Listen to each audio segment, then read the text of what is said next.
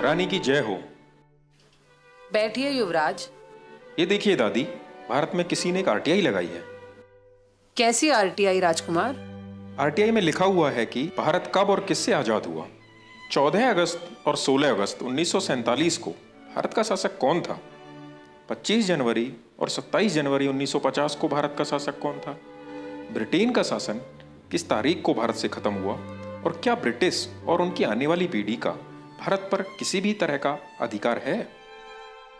लेकिन भारत सरकार ने इस आरटीआई का कोई जवाब नहीं दिया और आरटीआई लगाने वालों का दावा है कि आज भी भारत पर आपकी ही हुकूमत चलती है। क्या ये सच है दादी? हमारे पूर्वजों का सपना था कि दुनिया पर उनके वंशजों की हुकूमत बरकरार रहे। मैं तो अब बूढ़ी हो चली हूँ और आने वाले समय में इस महान सिंहासन को तुम्हें ही संभालना है। इसीलिए ये राज की बात बताना तुम्हें अब जरूरी हो गया है। बेटा, सच तो ये है कि आज भी भारत, पाकिस्तान, बांग्लादेश, ऑस्ट्रेलिया, दक्षिण अफ्रीका समेत दुनिया के आधे से ज्यादा देश हमारे गुलाम हैं। ऐसा कैसे हो सकता है दादी? भारत और पाकिस्तान को तो हमने 1947 में ही आजाद कर दिया था।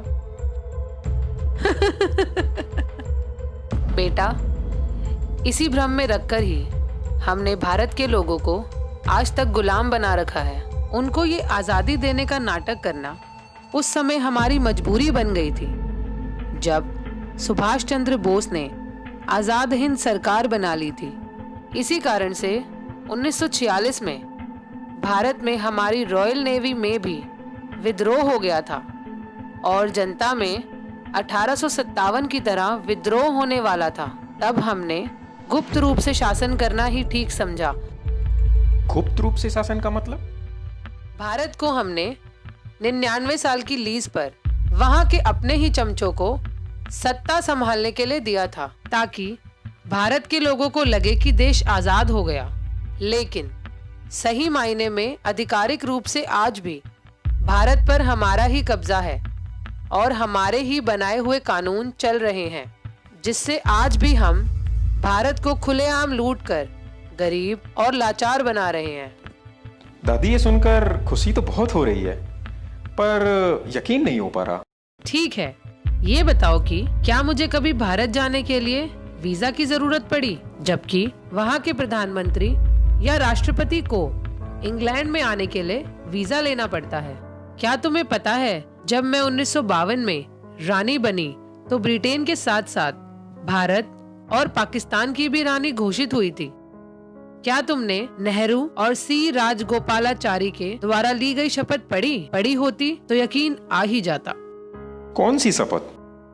राजगोपालाचारी ने 21 जून 1948 को भारत का गवर्नर जनरल बनने पर शपथ ली थी कि मैं चक्रवर्ती राजगोपालाचारी गंभीरता के साथ इस बात को पक्का करता हूँ कि मैं हिज मैजेस्टी किंग जॉर्ज 6 और उनके उत्तराधिकारी के प्रति विधि के अनुसार वफादार, निष्ठावान रहूंगा और उनके प्रति पूर्ण भक्ति रखूंगा। और मैं चक्रवर्ती राजगोपालाचारी इस बात को गंभीरता के साथ पक्का करता हूँ कि मैं गवर्नर जनरल के पद पर हिज मैजेस्टी किंग जॉर्ज 6 एवं उनके उत्तराधिकारियों के ठीक प्रकार से सत्यता के साथ सेवा करूंगा। देखा, अगर भारत 15 अगस्त 1947 को आजाद हो गया था तो सी राजगोपालाचारी ने 21 जून 1948 को मेरे पिताजी के नाम की शपथ आखिर क्यों ली? चलो दादी, मान लिया कि 15 अगस्त 1947 को दी गई आजादी झूठी थी, लेकिन 26 जनवरी 1950 में तो भारत के लोगों ने ना खुद का संविधान बनाकर अपने देश को गणतंत्र घोषित कर लिया था। उसके बाद तो उनको आजाद मानना ही पड़ेगा। बेटा, तुम बहुत भोले हो। गणतंत्र शब्द का मतलब भी नहीं समझते। गणतंत्र का मतलब मालिक बनना नहीं होता। वहाँ का संविधान हमारा बनाया हुआ एक कानून ही तो है, जिसका पालन वहाँ के हर एक आदमी को करना ही पड़ेगा। इसको समझने के लिए ये देखो, इंडियन इंडिपेंडेंस एक्ट 1947, इसमें सेक्शन 6 क्लॉज 3 को पढ़ो। इसमें साफ साफ लिखा है कि भारत में कोई भी कानून बनाने का, रोकने का और हटाने का अंतिम निर्णय वहाँ का गवर्नर जनरल ब्रिटेन के राजा की अनुमति से ही कर सकता है। वहाँ का संविधान भी एक कानून ही तो है जिसको हमारी अनुमति से गवर्नर जनरल सी राजगोपालाचारी ने 26 जनवरी 1950 को मान्यता दी थी। इस समझौते के तहत हम जब चाहे 99 साल की लीज और संविधान को रद्द करके भारत में दोबारा से सीधे सीधे शासन कर सकते हैं। इसी बात को भारत सरकार ने भी एक सरकारी दस्तावेज में स्वीकार किया है। कौन सा दस्तावेज? 1953 में रामनारायण द्वारा पूछे गए एक सवाल के जवाब में भारत सरकार ने आधिकारिक रूप से लिखकर भेजा कि ब्रिटिश नेशनैलिटी एक्ट के अंतर्गत भारत का हर व्यक्ति ब्रिटिश कानूनों के अधीन है और यह स्थिति भारत के गणतंत्र होने के बाद भी नहीं बदली है। यानी भारत के लोगों को हम आज भी अपने कानूनों के तहत सजा सुना सकते हैं, चाहे वे भारत का प्रधानमंत्री ही क्यों ना हो। तो क्या दादी, वहां का प्रधानमंत्री लोगों का नहीं बल्कि आपका सेवक है? क्यों तुम्हें नहीं लगता?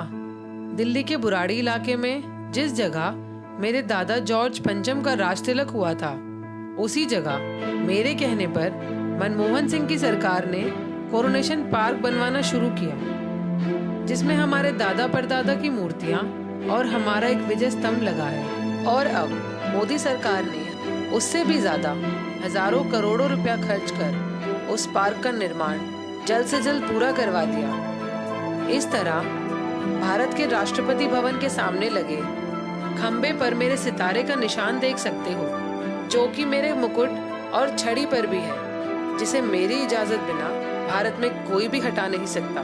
और अगर भारत के किसी प्रधानमंत्री या राष्ट्रपति ने अपनी माँ का दूध पिया हो तो मेरे उस सितारे के निशान और कोरोनेशन पार्क को हटा कर दिखाए।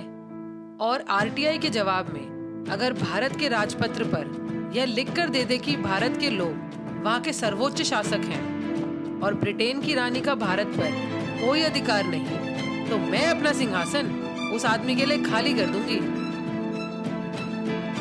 दादी, वहाँ के लोग इस पार्क और इस नकली आजादी का कोई विरोध नहीं करते? विरोध तो दूर की बात, भारत के गुलाम लोग तो रोजाना जनगण मन गाकर हमारा ही गुणगान करते हैं।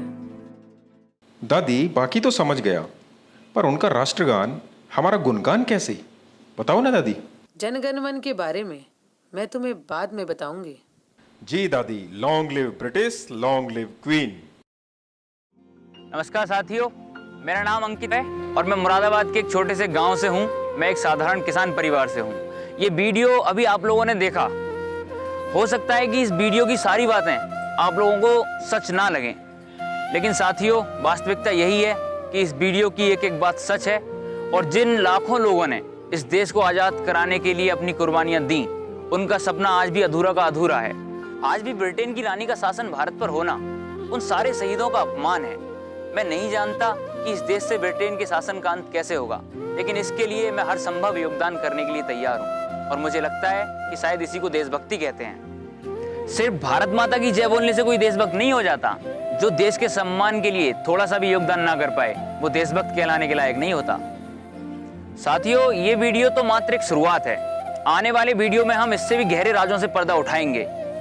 मैं ये जानता हूँ कि देश का मीडिया इन चीजों को आप लोगों तक नहीं पहुंचाएगा, इसलिए केवल अब देश प्रेमियों से ही उम्मीद बची है। अगर आप भी देशभक्त हैं तो नीचे दिए गए नंबर पे एक मिस्ड कॉल दें, जिससे आने वाले समय की वीडियो की जानकारी हम आपको पहुंचा सकें, जिससे ज्यादा लोगों तक ये सच पहुंच सके। मुझे विश्वास है कि जिस दिन भारत के सारे देशभक्त लोग इकट्ठा हो जाएंगे, उस दिन ना सिर्फ भारत से ब्रिटिश शासन का अंत होगा, बल्कि इंग्लैंड की रानी भारत के लोगों के पैरों में गिरकर उनसे माफी मांगेगी। साथियों, जिस दिन भारत आजाद हो जाएगा, उस दिन भारत से गरीबी, बेरोजगारी, भूखमरी, आतंकवाद जैसी समस्याएं खत्म हो जाएंगी और भारत एक बार फिर से विश्व गुरु और समृद्ध भारत बन के खड़ा होगा। इसलिए आपसे उम्मीद है कि आप हमारा सहयोग करेंगे। भारत माता की जय, इंकलाब जिंदाबाद।